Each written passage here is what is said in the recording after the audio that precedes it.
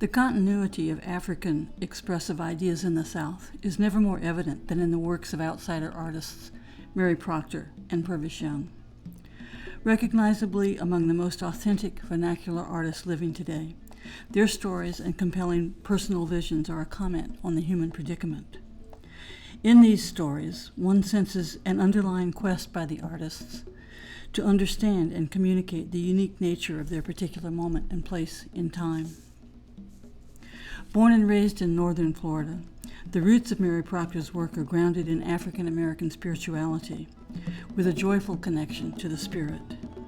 Like blues or other vernacular work, her vision is often expressed as a first-person narrative, as a compelling personal story, or as a spiritual intervention. At birth, she was abandoned by her mother and raised by her grandmother, but it was not until her grandmother's tragic death in a fire in 1995 that Mary received a vision and a calling to make art. In the beginning, she painted doors because her grandmother died in a house fire along with her aunt and uncle when they were unable to open the door. While grieving, Mary went to her backyard, sat under an old tree, drank only water, and spent her days reading the Bible and meditating. On the 13th day of her fast, she had a vision of blinding light, brighter than the sun. It was different than any earthly light. It was shining just for me, surrounding me, she said. A voice told her to go to an outbuilding on her property, get a door, some paint, and a brush. I went and got the door and the paint and the brush and didn't know what to do. And the voice told me to paint a lady.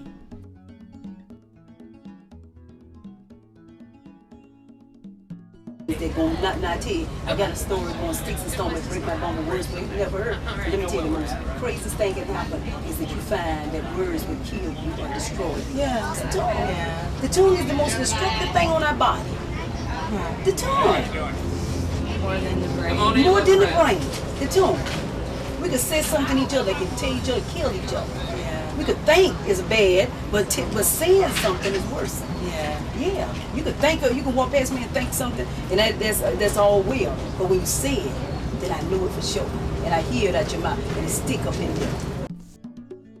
After painting the doors, Mary applies three-dimensional objects drawn from her lifetime of collecting. She uses found objects, such as marbles, buttons, broken mirrors, or dishes, and glues them on with liquid nail, acrylic nail glue. By incorporating Bible scripture and life lessons, Mary sees herself as a missionary, delivering her message through her artwork. 2 of her doors and 4 multimedia books were acquired for the permanent collection of the American Visionary Museum of Art in Baltimore, Maryland. However, the museum attempted to acquire one piece that Mary refused to part with, a large and still growing tin book she calls her autobiography. Right now it's over 200 pages. I really tried just to sit down and tell my life story, she said. Each page is actually a 9x12 panel made of tin and trimmed by scissors. Each panel is a composition of paint, her usual fragments, mud, clay, fabric, and anything else that happens to be around her Tallahassee workshop. She continues to add to the book as she ages. Right now, this is my life, and it's probably too soon to put it out there, she says, commenting on why she did not give the book to the museum. It's really about my life, about the stories my grandmother would tell me when I was younger. We'd go fishing, and she'd tell me stories about my mother, about who I was, and how I came into this world. The book itself is still a work in progress, although Mary allows that she may part with it one day in the future. But even in its incomplete form, it is a massive project, held together by hammer and wire. It now weighs over 100 pounds. I'm adding to it all the time, she says. Purvis was born to paint. His energy and vibrancy is nothing short of spectacular. His spirit is humble, and he is passionately engaged with the political, social, and emotional environment of his community. His story is a simple one. Purvis lived all of his years in the shabby streets of Overtown, a black neighborhood on the margin of downtown Miami, with its opulent cluster of gleaming glass towers. Here, he is a ghetto artist who has no home, no phone, no family, and lives inside of a building which has no paint, no business signs, not even a street number, Yet Purvis Young is known now as a passionate commentator on the soul of Overtown's desperate black people who parade across his paintings. For years, thousands of commuters leaving downtown Miami each day passed a man painting by a tree in front of an empty yard a few hundred feet from the expressway that cuts through his neighborhood. The way he sees it, people around here rip each other off. That's what it's all about. Rather than trying to escape from the poverty and crime that surrounded him, Purvis challenged Miami's indifference to Overtown's dismal fate. He describes how the popular mural movement that emerged in the late 60s in the Black, Chicano, Latino, and other ethnic urban neighborhoods galvanized him. He saw that ordinary people could paint the stories of their own communities and give them mythic importance. One day, he says, when I was about 25 or so, I looked in a book and saw how they painted those buildings up there north, the Wall of the Respect, you know. In Chicago and Detroit, these guys painted murals on buildings. And I said, Ma, I ain't gonna stand on no street corner all day. I'm gonna paint.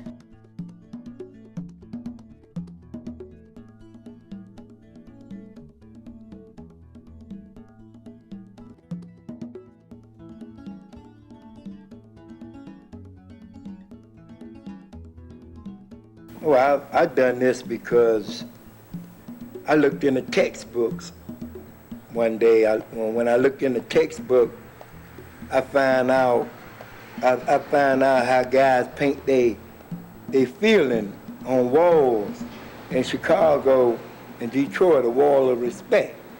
See, and the war going on in the world and everything. I just pick up a paintbrush and learn how to paint. Yeah. Common sense told me that each brush means something. And I just started painting, paint the wall going on, and angels, and Isaac Hayes, They're like that guy done, they're like that guy, they're like they done in Chicago. And mirror painting. I ain't never known nothing about mirror paintings. And I started, painting mirror paintings, the wall going on, and I just started painting. I ain't never know about mirror painting. I just started painting the whole wall, finding wood, finding stuff. People come by and I take it down and sell it to them. His own first public project appeared in the early 70s. It consisted of hundreds of pictures painted with house paint on plywood he fixed to boarded-up buildings along a stretch of 14th Street in Overtown, known as Good Bread Alley. The name referred to a bakery that was destroyed, like many other businesses and homes, by the routing of an elevated expressway through the heart of the neighborhood. Don Wright, the Pulitzer Prize-winning political cartoonist then in nearby Miami, remembered the site with awe and admiration. My God, he said, there were so many of them. He was raging at all of us. Anger at injustice possessed Purvis. He absorbed the emotion of the civil rights movement and the anti-Vietnam War marches and found that in making art he could contain and channel his fury and compassion.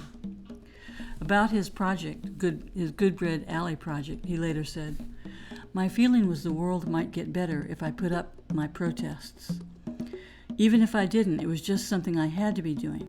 I make like I'm a warrior, like God sending an angel to stop war, like in my art."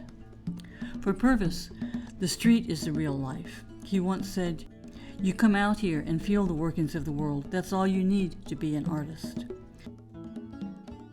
Put my frame on it, These some guys, waking up every day talking about the same thing, man, in my environment. The master is what I see. Things I don't like, I've been seeing them all my life. And now it's kind of getting to me now. And some tell me, learn how to master these peoples, things I see been around me all my life and I'm getting tired of. Some tell me to master that. Don't run away from it. Learn how to master that. You wake up and see the same thing every day in life. And some tell me don't run from that stuff. Learn how to master it, man.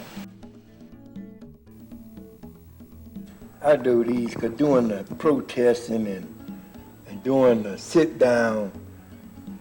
I've been doing figures ever since, man. I do figures sometimes, you know, each figure knocking the other figure down, each figure, sometimes I put the figure talking, you know.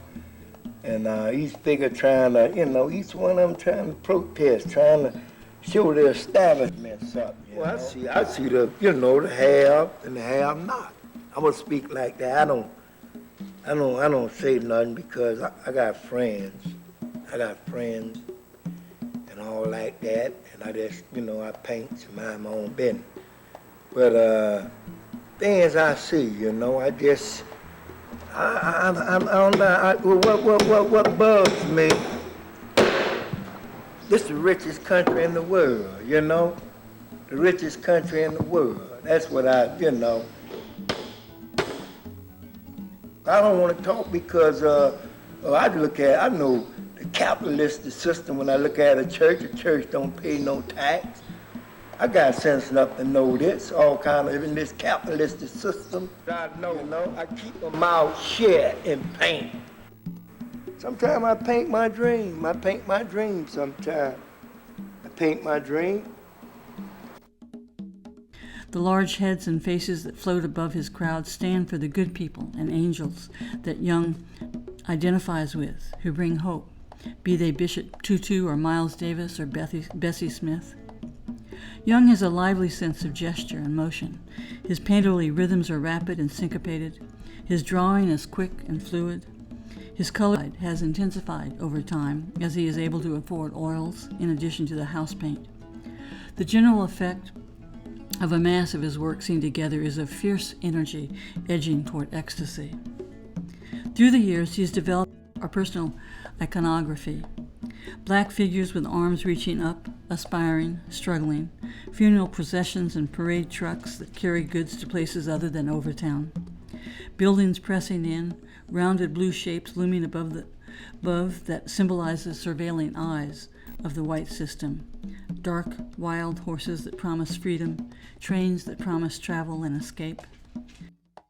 Now Purvis's paintings have graced the walls not only of Goodbread Alley, but also of the Corcoran Museum in Washington, the New Orleans Museum of Art, the Smithsonian Museum, and other galleries and private collections on 2 continents. Young remains remarkably unaffected by his growing reputation as a painter. I was put on earth to paint, not to live. That's what God had put me here for. I never hardly say too much to my neighbors. I just keep my mouth shut. I don't let people get too close to me. I'm not aggressive. God didn't put me on earth to say too much. God put me here to paint. Purvis's art isn't primarily motivated by the concerns of career or money. The making of it remains to him a matter of life and death. He still cannot rest, perhaps because his battle for social justice is not yet won. I'm getting to find out, man, about history. When the white man tells history, it's kind of a little different, you know. All my life I listened to white folks tell me about fighting for freedom. And I got a feeling that when I see the rich get rich and the poor get poor, I don't think the fighting is for freedom. I'm tired of seeing the same thing every day, all my life in Miami. Purvis has found a way of embodying in his art the very texture of the black experience, as found in daily life in the poorest sections of Miami.